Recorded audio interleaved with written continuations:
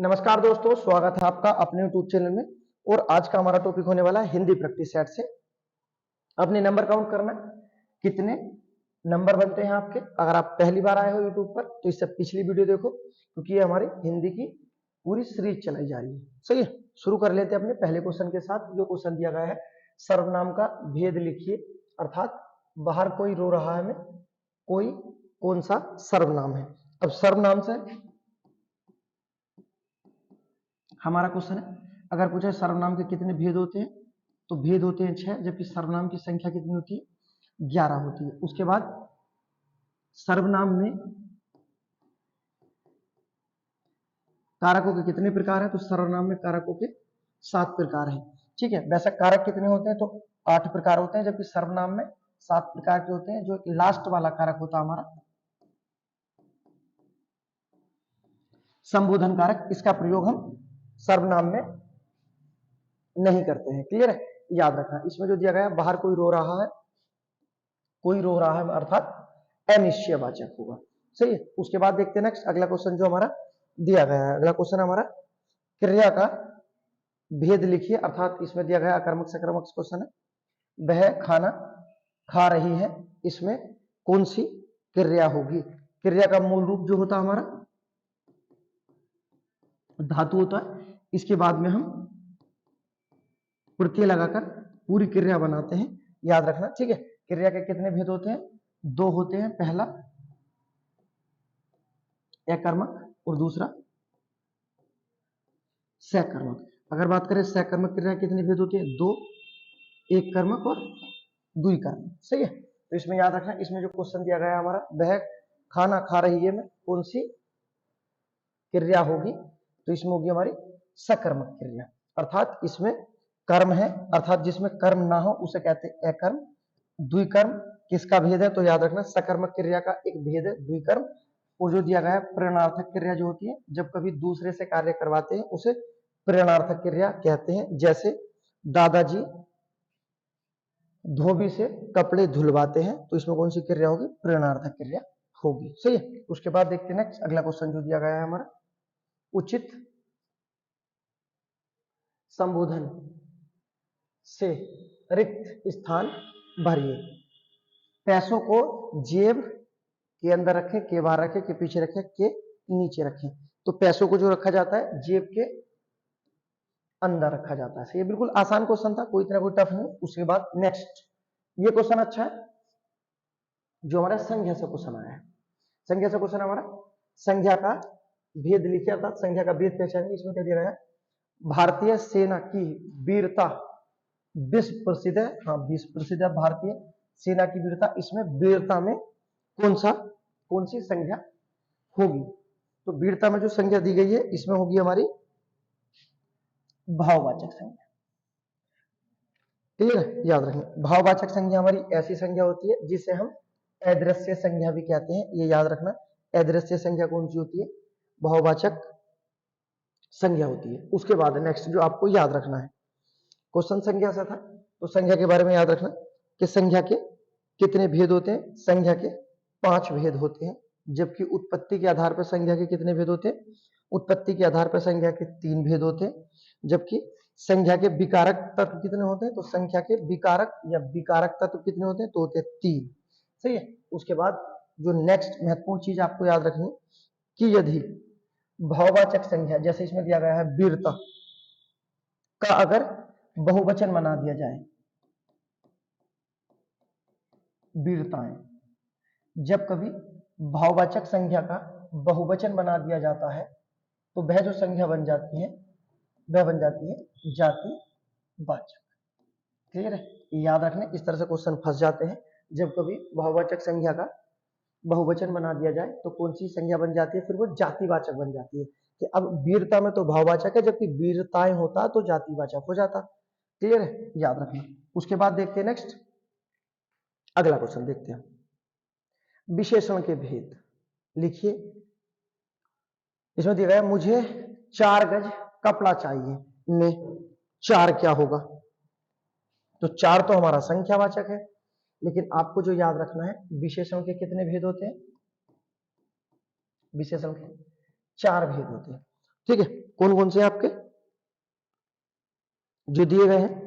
पहला होता है हमारा गुणवाचक, संख्यावाचक, परिमाणवाचक और सार्वनामिक विशेषण। सही है। तो इसमें जो हमारा क्वेश्चन था, मुझे 4 गज कपड़े चाहिए में 4 क्या है? तो 4 हमारा संख्यावाचक विशेषण है। ठीक है। अच्छा बुरा होता तो हमारा गुणवाचक हो जाता। ठीक है। नापतोल होता तो परिमाणवाचक हो जाता, और अगर संख्या ये निश्चित नहीं होती तो हमारा अनिश्चयवाचक हो जाता। सही है। उसके बाद देखते हैं नेक्स्ट हमारा अगला क्वेश्चन जो दिया गया है। नेक्स्ट क्वेश्चन है क्रिया विशेषण का भेद लिखिए, अर्थात क्रिया विशेषण से क्वेश्चन है। क्रिया विशेषण से क्वेश्चन बनते रहते हैं, सही क्वेश्चन बनते हैं। जो दिया गया है हमारा, मैं उसे भली भांति जानता हूं। मैं भली भांति क्या है? पहले तो आप ये याद रखना, क्रिया विशेषण क्या होते हैं? ऐसे शब्द जो क्रिया की विशेषता बताते हैं, क्रिया विशेषण कहलाते हैं। अब इसमें जानता हूं क्रिया है, लेकिन कैसे जानता हूं? भली भांति जानता हूं। तो ये भली भांति क्या हो जाएगा हमारा?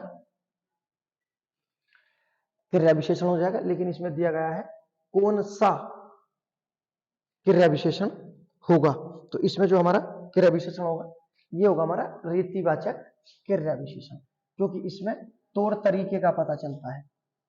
ठीक है। जैसे क्वेश्चन करते हैं कैसे, मैं उसे कैसे जानता हूं? तो कहना भली भांति जानता हूं। तो इसमें कौन सा आपका? रीतिवाचक। अगर कोई स्थान दिया होता, जैसे मान लेते हैं दिल्ली के सोहन दिल्ली गया, इसमें कौन सा हो जाता आपका? स्थानवाचक। ठीक है। मैं सुबह पढ़ने जाता हूं, इसमें क्या है? काल अर्थात समय, तो इसमें हो जाता कालवाचक। ठीक है। सोहन ने दूध पिया, इसमें हो जाता परिमाणवाचक। ठीक है। तो इस तरह से क्वेश्चन बनते हैं, आप याद रखना।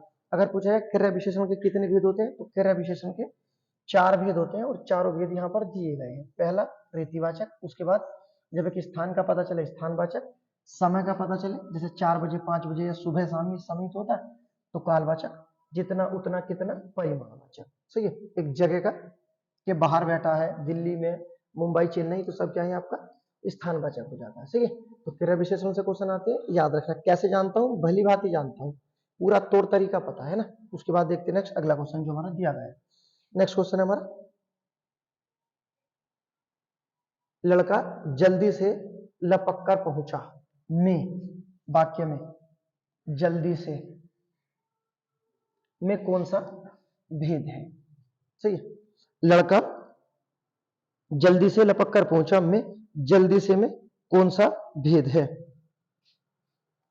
ठीक है। तो याद रखना, लड़का कैसे पहुंचा? तो बहुत जल्दी से पहुंचा। और जो क्रिया की विशेषता बताते हैं उसे क्या कहते हैं? क्रिया विशेषण। कैसे पूछा? बहुत जल्दी से पूछा।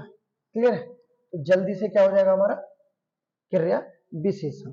बाकी योजक चिन्ह जो दे रखा है आपको सभी को पता है, योजक चिन्ह विशेषण के भेद जो होते हैं हमारे 4। ठीक है। याद रखना। और सर्वनाम के जो भेद होते हैं हमारे 6 होते हैं। सही है। उसके बाद देखते हैं नेक्स्ट जो हमारा अगला क्वेश्चन दिया गया है। नेक्स्ट अगला क्वेश्चन है हमारा, देख लेते एक बारी से जो दिया गया है। मीरा जोर से हंसी, यह वाक्य किस क्रिया का समुचित उदाहरण है? मीरा कैसे हंसी? मीरा जोर से हंसी। ठीक है। अर्थात ये कर्म से क्वेश्चन है, या तो ये अकर्मक होगा या सकर्मक होगा। अगर कर्म है तो हमारा सकर्मक हो जाएगा, और कर्म नहीं है तो ये अकर्मक हो जाएगा। वो मीरा कैसे हंसी? मीरा जोर से हंसी, अर्थात इसमें कोई कर्म नहीं है, तो ये कौन सा हो जाएगा हमारा? अकर्मक क्रिया हो जाएगी। प्रेरणार्थक क्रिया अभी बात की थी हमने। प्रेरणार्थक क्रिया वो होती है जब कोई क्रिया दूसरे से करवाई जाए, अर्थात क्रिया कराने वाला कोई और हो और करवाने वाला कोई और हो, तो वहां कौन सी होती है? प्रेरणार्थक क्रिया होती है। उसके बाद देखते हैं नेक्स्ट, इसमें दिया गया है भूतकाल में बदलिए, अर्थात वाक्य दिया गया है उसे भूतकाल में बदलना है। बच्चे चिल्ला रहे हैं, ऐसा कर सकते हैं बच्चे चिल्ला रहे थे, बदल गया भूतकाल में। बच्चे चिल्ला रहे हैं, बच्चे चिल्ला रहे थे, जो हमारा दिया गया है डी ऑप्शन। बहुत आसान क्वेश्चन है, काल से क्वेश्चन है। आपको याद रखना कि काल के कितने भेद होते हैं? 3 भेद होते हैं। ठीक है। अगला क्वेश्चन देख लेते हैं नेक्स्ट हमारा जो दिया गया है। क्वेश्चन दिया गया है बुद्धिमान का स्त्रीलिंग शब्द क्या होगा? लिंग से क्वेश्चन है, क्वेश्चन आते रहते हैं। ठीक है। याद रखना कि संस्कृत में लिंग कितने प्रकार के होते हैं? 3 प्रकार के होते हैं। स्त्रीलिंग, पुल्लिंग और नपुंसकलिंग, सही है। जबकि हिंदी में दो प्रकार के होते हैं, स्त्रीलिंग और पुल्लिंग। लेकिन इसमें जो पूछा है बुद्धिमान का स्त्रीलिंग क्या होगा, ठीक है, तो बुद्धिमान का होगा बुद्धिमती, बुद्धिमान का स्त्रीलिंग होगा बुद्धिमनी, जबकि विदुषी जो बनता ये विद्वान का बनता। विद्वान का स्त्रीलिंग क्या होता है, विद्वान का स्त्रीलिंग विदुषी होता है, सही है। उसके बाद देखते हैं नेक्स्ट हमारा नेक्स्ट क्वेश्चन जो दिया गया है। नेक्स्ट क्वेश्चन है हमारा, निम्नलिखित किस वाक्य में क्रिया का भाववाच्य प्रयोग हुआ, अर्थात भाववाच्य क्रिया बताएंगे इसमें। जो हमारा दिया गया है भाववाच्य क्रिया, पहला दिया गया है लड़कियों ने मां को देखा, उसके बाद उससे फल नहीं खाए गए, ठीक है। इसमें फीलिंग की बात है, भाववाच्य जो होता है हमारा फीलिंग ही होती है, और उससे फल नहीं खाए गए, ठीक है। अगर होता आज तो मैं फल ही खाऊंगा, ये भी हमारा भाववाच्य हो जाता, ठीक है। वाच्य का शाब्दिक अर्थ क्या होता है, तो याद रखना बोलने का विषय, बोलने का विषय क्या होता है हमारा, वाच्य होते हैं। वाच्य के पूछे कितने भेद होते हैं, तो वाच्य के तीन भेद होते हैं, कर्तृवाच्य, कर्मवाच्य और भाववाच्य, और भाववाच्य से हमारा ये क्वेश्चन था।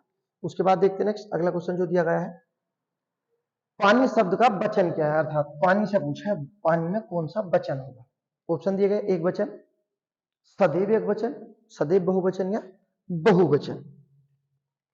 पानी से क्वेश्चन है, याद रखना इसका जो आपका आंसर होगा पानी में कौन सा वचन है, तो याद रखना इसमें सदैव एक वचन है, ठीक है। एक वचन भी नहीं है, सदैव एक वचन होगा। उसके बाद जैसे पानी हुआ, उसके बाद जनता, ये भी सदैव एक वचन। उसके बाद नेक्स्ट जो आपको याद रखना है दूध, ये सब कैसे शब्द होते हैं जो सदैव एक वचन होते हैं। उसके बाद नेक्स्ट कुछ होते हैं जैसे सदैव बहुवचन होते हैं, आपको जो याद रखने रोम रोम, ठीक है, जो रोम रोम खड़े हो जाते हैं वो सदैव क्या होते हैं, बहुवचन। उसके बाद आंसू, सदैव क्या है, सदैव बहुवचन है। उसके बाद दर्शन कर लिए, सदैव बहुवचन ही होगा। उसके बाद हस्ताक्षर क्या है, इसमें सदैव हस्ताक्षर कर दिए, सदैव बहुवचन होगा। प्राण निकल गए, सदैव बहुवचन होगा। उसके बाद दाम बढ़ गए, ठीक है, सदैव बहुवचन होगा। ये वो शब्द हैं जो सदैव बहुवचन होते हैं। उसके बाद नेक्स्ट जो आपको याद रखना है समाचार, समाचार के बाद एक शब्द होता है अक्षत, ये भी क्या होता है, सदैव बहुवचन होता है। और उसके बाद जो सबसे महत्वपूर्ण शब्द जो आता रहता है आशीर्वाद, आशीर्वाद भी क्या होगा, सदैव बहुवचन हो गया। तो जो सब सदैव बहुवचन होते हैं उन्हें याद रखना, ये क्वेश्चन है यहीं से क्वेश्चन घूमते हैं। और जो सदैव बहुवचन होते हैं उन्हें भी याद रखना, सदैव एक वचन होते हैं वो भी याद रखना। बाकी एक वचन दो वचन तो हम पढ़ते रहते हैं, एक वचन दो वचन बहुवचन पढ़ते रहते हैं, लेकिन जो सदैव वाले हैं ये दिमाग खराब करते हैं, आप इन्हें सही से याद करना। उसके बाद देखते हैं नेक्स्ट अगला क्वेश्चन जो दिया गया है, निम्नलिखित में से रेफ रे की दृष्टि से अशुद्ध, अच्छा अशुद्ध शब्द बताना है। अब देखो आपको याद रखना है ये रे होता है, रे के कितने रूप होते हैं, रे के दो रूप होते हैं। पहला होता है रे का रेप रूप, दूसरा होता है पदेन रूप। या तो रे अपना ऊपर आता है जैसे देखो इन सब में दिया गया है, या फिर रे आता है इस तरह से, जिस तरह से हम लिख देते हैं क्रम, ठीक है, या अपना जो भी नीचे जो आ जाता है, ठीक है, जैसे पृथ्वी में आ जाता है इस तरह से। तो ये होता है पदेन रूप। और जो सिर के ऊपर होते हैं जो ये जो दिए गए हैं इन्हें बोलते हैं रे का रेफ रूप, सही है, ये याद रखना। तो रे के कितने रूप होते हैं, रे के दो रूप होते हैं। कौन कौन सा, एक रेफ रूप होता है, दूसरा होता है पदेन रूप। लेकिन हमें दिया गया इसमें बताना है हमें कौन सा अशुद्ध होगा। आप बोल के देखो, शुद्धता और अशुद्धता का पता चल जाएगा। उसके बाद जो आपको देखो याद रखना है, जिस पर भी रे लगा होता है, ये लगा हुआ है, जिन भी शब्द पर लगा हुआ है ये उससे पहले ही बोला जाता है। जैसे देखो कहीं कहीं लिखा होता है आशीर्वाद को इस तरह से लिख देते हैं, अगर ये यहाँ लगा होता तो आप इसे पहले बोलोगे यहाँ पर, तो आशीर्वाद नहीं होता, होता क्या है आशीर्वाद। क्योंकि ये जिस पर लगा होता है, जैसे ये बै पर लगा है तो बै से पहले बोला जाएगा, तो पूरा हो जाएगा आशीर्वाद। तो ये तो हमारा सही लगा हुआ है, ठीक है। उसके बाद देखते थे यहाँ पर, अब जैसे यहाँ पर लिखा है व्यसन। तो ये जो रह है ना, देखो इसमें बै है, ये बै से भी बोला जाए, पहले बोला जाएगा, ठीक है। तो ये भी आपका सही दिया गया है। उसके बाद उत्तीर्ण जो दिया गया है ये भी सही है। देखो आप देखोगे ना यहाँ पे, ये इससे पहले बोला जाएगा उत्तीर्ण, रह पहले बोला जाएगा, ण बाद में। लेकिन ये जो दिया गया है ये आपका गलत दिया गया है। ये क्या होगा, ये यहाँ ना आकर यहाँ आएगा, पुनर्नवा होता है, सही है। जबकि अगर ये यहाँ लगा तो आप इससे पहले बोलोगे इसे, सही है। पुनर्नवा, दो शब्द एक साथ आ नहीं सकते, ठीक है। तो इसी तरह से कहां पर आएगा, ये यहाँ हो जाएगा, और पुनर्नवा तब आएगा इसे। तो ये आपका होता है, रह के रूप से क्वेश्चन आते हैं, आप याद रखना, सही है। जिस पर लगा होता है उससे पहले बोला जाता है, और ये ऊपर वाला शब्द हमेशा रह आधा आता है, ठीक है। अगर हम नीचे करते हैं इस तरह से बना देते हैं पृथ्वी, तो ये जो हमारा रह है पूरा है, और जिस पर लगा है वो शब्द आधा है। जबकि जब इस वाले रूप में पढ़ते हैं हम, तो इसमें ऊपर वाला तो हमारा आधा होता है, और जिस पर लगा होता है वो पूरा होता है, अर्थात ये दोनों उल्टे चलते हैं। अगर पदेन रूप में रहे तो पूरा है, और अगर रेफ रूप में है तो आधा है, ठीक। क्वेश्चन बनते हैं यहाँ से, याद रखना। उसके बाद देखते हैं नेक्स्ट हमारा अगला क्वेश्चन जो दिया गया है, निम्नलिखित में से प्रकंपित या लुंठित वर्ण कौन सा है। ये जो हमारा क्वेश्चन बना है ये अंतस्थ व्यंजन से है। अंतस्थ व्यंजन हमारे कितने होते हैं, ये हमारे 4 होते हैं। कौन कौन से, ये, रे, न और वे, ठीक। चारों को याद रखना है कि ये चारों ही तो हमारे क्या होते हैं, चारों सघोष होते हैं, और चारों जो होते हैं हमारे ये आपके अल्प प्राण होते हैं। चारों ही ये हमारे सघोष और चारों हैं अल्प प्राण। उसके बाद नेक्स्ट जो आपको याद रखना है, उच्चारण के आधार पर हमारा तालु होता है, ठीक है। उसके बाद रे दंत है, ले भी दंत है, और जो हमारा व होता है ये होता हमारा दंत ओष्ठ, क्लियर है। उसके बाद नेक्स्ट जो आपका याद रखना, ये जो दो है पहला और लास्ट वाला, ये दोनों हमारे व्यंजन होते हैं अर्ध स्वर। तो याद रखना अर्ध स्वरों की संख्या कितनी है, 2 है। पूछा जाता कौन कौन सी, तो याद रखना ये और वे हमारे अर्ध स्वर। उसके बाद जो दिया गया हमारा रे, रे हमारा लुंठित है, सही है। उसके बाद नेक्स्ट जो हमारा ले बचा, ये हमारा पार्श्विक है, ठीक है। तो इसमें क्वेश्चन क्या पूछा हमारा, लुंठित पूछा है। तो इसका जो हमारा आंसर हो जाएगा लुंठित, जो दिया गया है हमारा आंसर बना हमारा रह, ठीक है। रह क्या हमारा लुंठित। उसके बाद देखो नेक्स्ट अगला जो क्वेश्चन दिया गया है, इस तरह से क्वेश्चन आते हैं, नई नई तरीके से क्वेश्चन आते हैं, आप याद रखें कि कोई ऐसा तरीका ना हो जो हमारा क्वेश्चन सोल्व ना हो। इसमें जो दिया गया है, वाक्य को सही क्रम में लिखें, अर्थात क्रम में लिखना है जो हमारा ये वाक्य दिया गया है। और देखो इसे करने का तरीका बता देता हूँ कि आप कभी भी ऊपर से मत पढ़ना, यहां से ये मत पढ़ना। आपको जब कभी भी करना ये आप ऑप्शन से करना। देखो ऑप्शन में क्या दिया गया, ए, और इसमें हमारा चौथा दिया गया है। यहाँ क्या है, ए, और यहाँ हमारा चौथा दिया गया है। एक चीज तो क्लियर हो गई, या तो हमारा वाक्य यहाँ से शुरू होगा या यहाँ से, इन दो का तो कोई काम नहीं है, सही। तो अब आप इन्हें यहाँ देख लो, जैसे पहले को ये दिया गया है, इसके बाद दूसरा क्या है देख लेते हैं। अब देखो, राम भक्त होने के नाते तुरंत राजी हुए, वाक्य बीच में टूट गया, खत्म कर दो। अगला देखो नेक्स्ट देख लेते हैं। राम भक्त होने के नाते, चौथा देखो ये दिया गया, राम भक्त होने के नाते अंजनी पुत्र हनुमान। तीसरा देखो, सीता से मिलने के लिए आगे दिया तुरंत राजी हुए। ये अभी तक बिल्कुल सही है, लेकिन आप आगे भी चेक कर सकते हो। देखो इसमें क्या दिया, अंजनी पुत्र हनुमान तुरंत राजी हुए, देखते ही काट दो, सही। उसके बाद नेक्स्ट अंजनी पुत्र हनुमान, ये तो सही है। ए में क्या दिया है, अंजनी पुत्र हनुमान राम भक्त होने के नाते, ये भी गलत हो गया।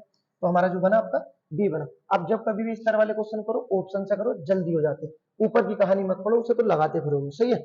उसके बाद देखो नेक्स्ट जो अगला क्वेश्चन दिया गया है, क्वेश्चन दिया गया हमारा पर्यायवाची से क्वेश्चन है, और पर्यायवाची से क्वेश्चन और गलत हो जाए ऐसा तो होगा ही, याद रखना। रतिपति मनसिज पुष्पधनवा मीन केतु पंचसर, रतिपति मनसिज पुष्पधनवा मीन केतु सब पर्यायवाची होते हैं किसके, कामदेव के।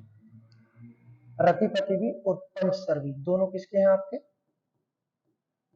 कामदेव के पर्यायवाची, ठीक है, बहुत महत्वपूर्ण पर्यायवाची होते हैं कामदेव के, याद रखना। पहला तो जो दिया गया रतिपति, उसके बाद पंचसर है, ठीक है, पंचसर रतिपति किसके पर्यायवाची हमारे कामदेव की। उसके बाद नेक्स्ट जो याद रखना आपको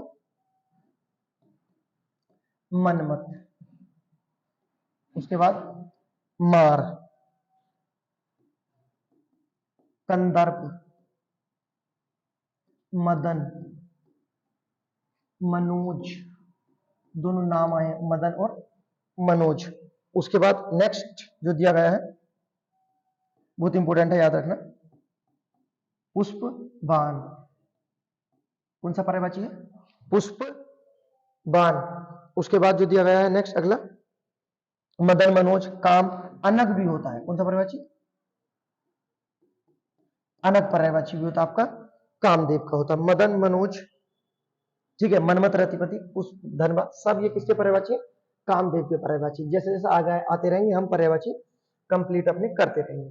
उसके बाद देखो नेक्स्ट अगला क्वेश्चन जो दिया गया हमारा, तो रतिपति किसका था, पंचसर। उसके बाद देखते हैं अगला क्वेश्चन जो हमारा दिया गया है, नेक्स्ट क्वेश्चन हमारा 17वें नंबर का क्वेश्चन देख लेते हैं। क्वेश्चन दिया गया हमारा, निम्नलिखित में से कौन सा शब्द अनेकार्थी शब्द सारंग से संबंध नहीं, अर्थात सारंग किसका पर्यायवाची नहीं होता, ये दिया गया है।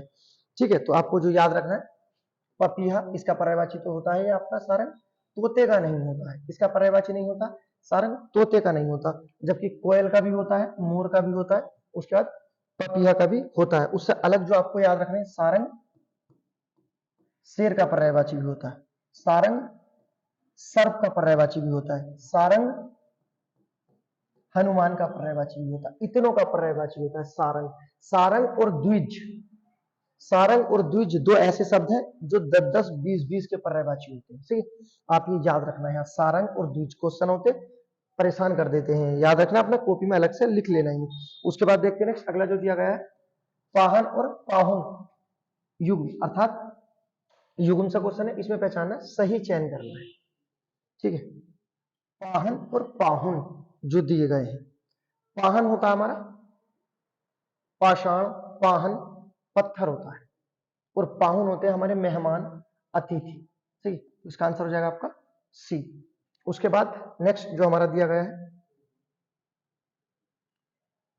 क्वेश्चन हमारा, बावर्ची में लगा प्रत्यय क्या होगा। प्रत्यय से क्वेश्चन है, प्रत्यय के दो भेद होते हैं, कृदंत प्रत्यय और तद्धित प्रत्यय, लेकिन इसमें जो हमें बताना है, बावर्ची में कौन सा लगा हो, बाबर अलग हो जाएगा, ची अलग हो जाएगा, इसमें ची ही क्या होगा आपका प्रत्यय होगा। उसके बाद देखते हैं नेक्स्ट अगला क्वेश्चन, तो ये भी याद रखना, जो हमारे उपसर्ग प्रत्यय होते हैं, ये क्या होते हैं, हमारे शब्द का एक अंश होते हैं। क्या होते हैं, शब्द का एक अंश होते हैं, इन्हें शब्दांश बोलते हैं। ठीक है, उपसर्ग प्रत्यय दोनों शब्द के अंश होते हैं। उसके बाद देखते हैं नेक्स्ट आगे जो लिखा 20वां क्वेश्चन, निम्नलिखित में से किस शब्द में सम उपसर्ग लगा है, अर्थात किसमें सम उपसर्ग लगा है। पहला दिया गया है समहार, आंसर तो इसका यही होगा समहार, इसमें कौन सा उपसर्ग है, सम उपसर्ग लगा है। क्लियर।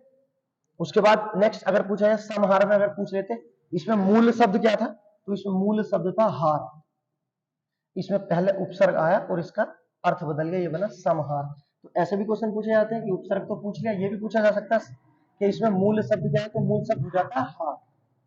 सही है। उसके बाद देखते हैं नेक्स्ट अगला क्वेश्चन जो हमारे दिए गए हैं,